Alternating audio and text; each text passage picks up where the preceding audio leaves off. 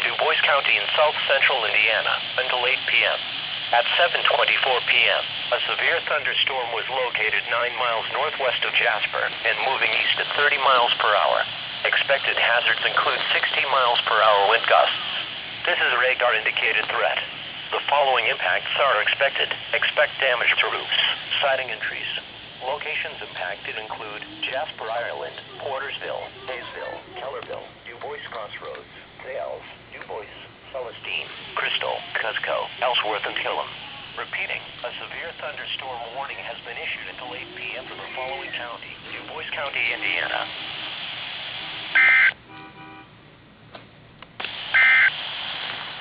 The National Weather Service in Louisville has issued